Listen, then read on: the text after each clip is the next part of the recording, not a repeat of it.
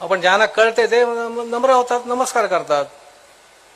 किंवा दोन भूमिका ह्या माणसाच्या ह्या विश्वामध्ये आहेतच. कारण मूळ संस्कृतीचा आधार म्हणजेच मानवी नीतिमूल्य. आता मानवतावादी संस्कार, मानवता संस्कार हे जे विचार आपले आहेत त्याच्यावर मूळ मानवाची जळणघडण मुळातली आहे. मुळातली जळणघडण ही मानवता धर्माची आहे. पण धर्म, भेद, पंथ, भाषा वेगळ्या प्रकारचे विचारांचे भेद, धर्माचे भेद, जातीचे भेद,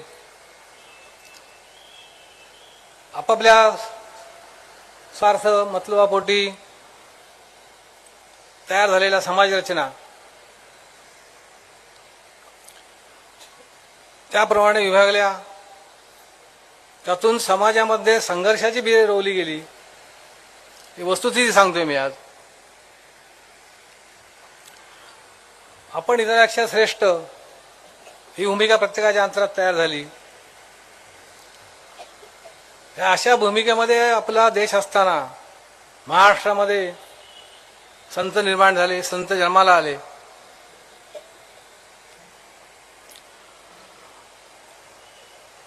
पण जीवनाची इती कर्तव्यता कशामध्ये आहे हे प्रत्येकाला जाणून अंतरात देण्यासाठी मानवता धर्माची शिकवण दिली. वेळोवेळी विपुल वाङ्मयाचे शिकवणीचे लिखाण तयार केलं. संपूर्ण विश्वाला गवसणी घालण्याचे सामर्थ्य त्याच्यामध्ये आहे. असं का बोलतो मी? आज जे काय वेगळ्या प्रकारची भूमिका आज चाललेली आहे, स्त्रियांना मान नाही, सन्मान नाही, वेगळ्या प्रकारचे आचरण दिलं जातं, वेगळ्या प्रकारचे अन्याय सहन करावे लागतात. हे जर संत वाङ्मयाचा अभ्यास केला तर त्याच्यावर हाच उपाय आहे, अन्य दुसरा कुठला उपाय त्याच्यावर नाही आहे.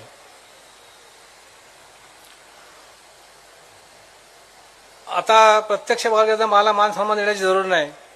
वाङ्मय संतांचं आहे. संतांची शिकवण फक्त देण्याचं आम्ही काम करतो. जसं विहिरीमध्ये पाणी असतं, पाणी आपलं नाही, विहीर आपली नाही, फक्त देण्याचं काम आम्ही करतो.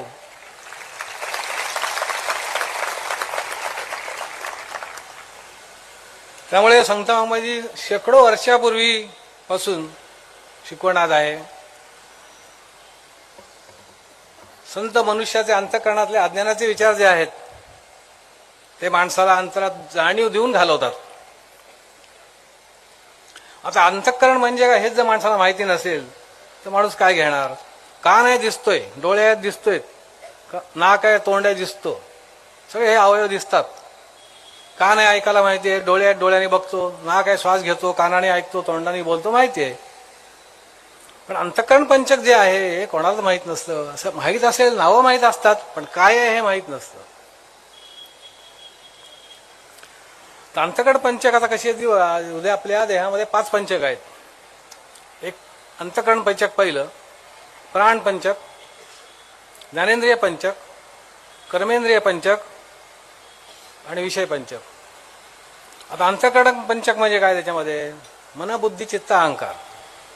आता प्राण पंचक म्हणजे काय? प्राण पंचक सांगायला पाहिजे, नुसतं पाय सांगून जमणार नाही. व्यान म्हणजे काय? सर्वांगी व्यान, नाभी समान, कंठी उदान, उदी अपान, मुखी नासिकी प्राण. हे वायुपंचक आहे प्राण पंचक मध्ये. ह्याच्यावर आपण जगतो. प्रत्येक वेळेला जर मनुष्य जगला, जिवंत आहे का मेला का मृत्यू आला, हे डॉक्टर लोक जेव्हा बघतात ते हा वायूवरच बघतात. हा वायू जिथपर्यंत चालू आहे तिथपर्यंत ते काही निर्णय देत नाहीत. तर एवढं महत्वाचं वायू पंचक आहे. तिसरं आहे ज्ञान पंचक.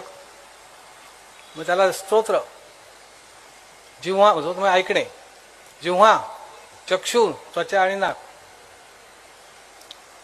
हे आपले ज्ञानेंद्रिय पंचक आहेत. आणि हे ज्ञानेंद्रियाकडे हा ज्ञान इंद्रिय आहे.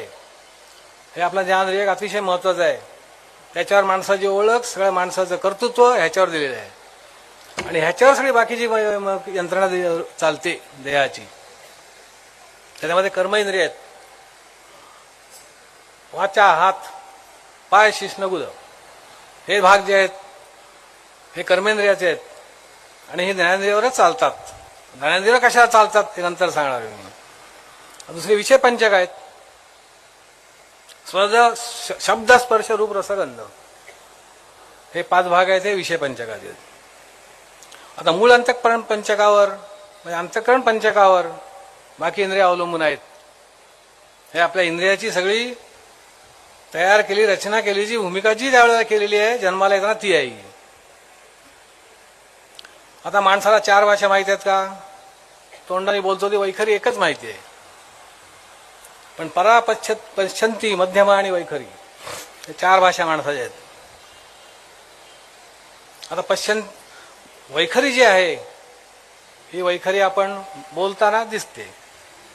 पण परा भाषा आहे, परा इथे आहे, पश्चंती इथे आहे, मध्यमा इथे आहे, वैखरी इथे आहे.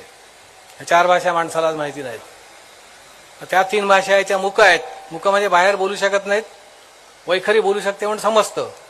पण परा, पश्चिमतीने मध्यमा हा मनुष्य आतमध्ये बोलतो त्यालाच माहीत असतं, दुसऱ्याला नाही माहीत पडत. दुसऱ्याला माहीत पडसं नाही पडत. सांगतो तुम्हाला, आपल्याला कुठे घाईत जायचं असेल, काय महत्वाचं काम आपलं असेल, बाहेर निघालो आपण कपडे घालून, तेवढाच आपला एक मित्र आला का, दोस्त आला का, ओळखीचा मनुष्य आला, तर मध्यमा काय बोलते आतमध्ये, की कशाला आता पिढा आली, माझं काम राहिलं आता.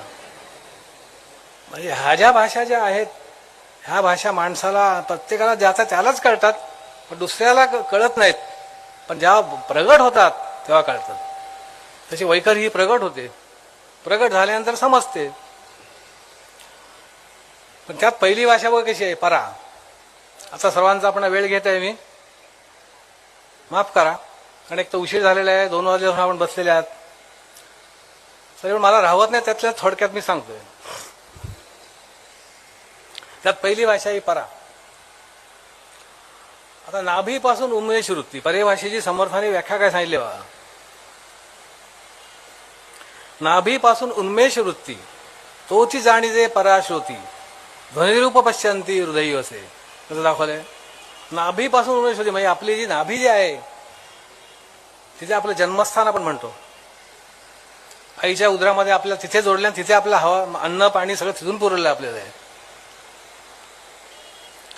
अशी ती परा, बेंबीजवळ म्हणजे नाभीजवळ आपण जी म्हणतो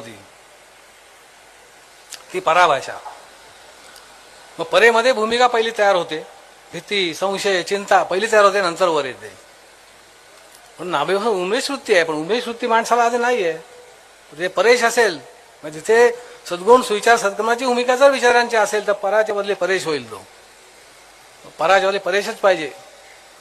कारण चांगले विचारायला पाहिजे. संशय, चिंता, भीती, द्वेष, मत्सर, तिरस्कार, लोभ, वेगवेगळ्या प्रकारचे दंभ, मोह, नंतर आशा, इच्छा, मनीषा, ह्या ज्या काय भूमिका आहेत विचारांच्या आपल्या परेपासून येत असतात.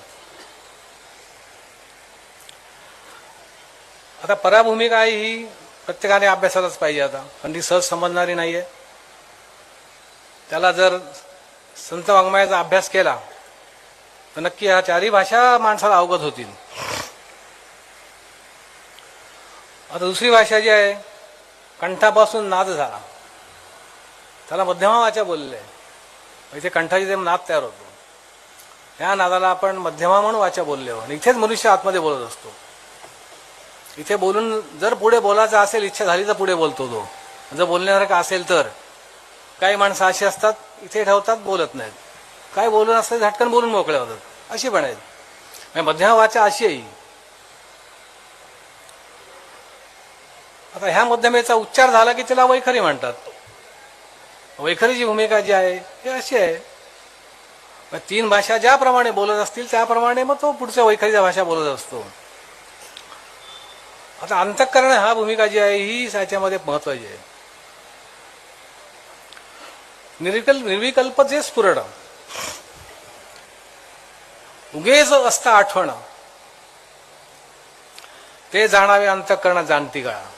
अंतःकरण जे आपण अंतःकरण म्हणतो त्याची व्याख्या समर्थाने दिलेली आहे, सहज सोपी दिली एकदम. निर्विकल्प जे स्फुरण म्हणजे कोणत्याही प्रकारची कल्पनेतलं स्फुरण नसतं. बाकी ज्यावेळेला कल्पनेतलं स्फुरण असतं ते वेगळं असतं. हे निर्विकल्प स्फुरण आहे. इथे कल्पनेचं स्फुरण नाही आहे, हे मूळचं स्फुरण आहे. म्हणून निर्विकल्प जे स्फुरण उगेच असतं आठवण, ते जाणावे अंतःकरण जाणती काळा. अंतःकरणाची जे अंतःकरण म्हणून आपण जे म्हणतो ते पहिलं अंतःकरणाची भूमिका व्याख्या ही आहे आणि त्याची ओळख ही आहे. आता अंतःकरण आठवले, अंतःकरणामध्ये काहीतरी असं आठवतो. करू न करू ऐसे वाटले. आता हे बघा कसं आहे, अंतःकरण आठवले, करू न करू ऐसे वाटले, करू न करू ऐसे वाटले. त्याची मनाची ओळख पूर्ण दिलेली आहे इथे समर्थाने. म्हणजे ज्यावेळेला आपण असं ठरवतो एखादी गोष्ट करावी, एखादी गोष्ट करू नये, हे आपल्या आतमध्ये चालणारी जी क्रिया आहे त्याचे हे उत्तर समर्थन देऊन ठेवलेलं आहे की करू न करू ऐसे वाटले. पण अंतःकरण आठवले, अंतःकरणामध्ये काहीतरी असं आठवतं ज्या वेळेला त्या वेळेला, आणि त्यावेळेला मनुष्य ते मनाची भूमिका जी असते त्याप्रमाणे पुढे चालतो. पुढे दिलेलं आहे जेणे करता अनुमान. म्हणजे आता अनुमान आहे का सत्य भूमिका आहे. अनुमान म्हणजे वेगळ्या प्रकारची भूमिका मनाच्या, म्हणजे काय अनुमानाचा अर्थ जी काय वेगळ्या प्रकारची भूमिका जे माणसाला आठवत असते की तिचा वेगळ्या प्रकाराने परिणाम होत असतो, तो अनुमान. आता त्याच्या पुढे दिले पुढे निश्चय तो जाण रूप बुद्धीचे. म्हणजे मनाने जे ठरवलं ते मन बुद्धीकडे ढकलून देतं. पुढे निश्चय तो जाण रूप बुद्धीचे. म्हणजे बुद्धीचं रूप जे आहे हे बुद्धीचं रूप मनाची भूमिका जी जे त्याप्रमाणे ठरतं, करावं का न करावं, करावं का न करावं, लगेच ते बुद्धीकडे पाठवून देतं. बुद्धी म्हणून जी भूमिका अंतःकरण अशी काही वस्तू नाहीत, त्या सगळ्या विचाराच्या भूमिका आहे त्या. किंवा मन म्हणजे वस्तू आहे का, बुद्धी म्हणजे वस्तू आहे, नाही.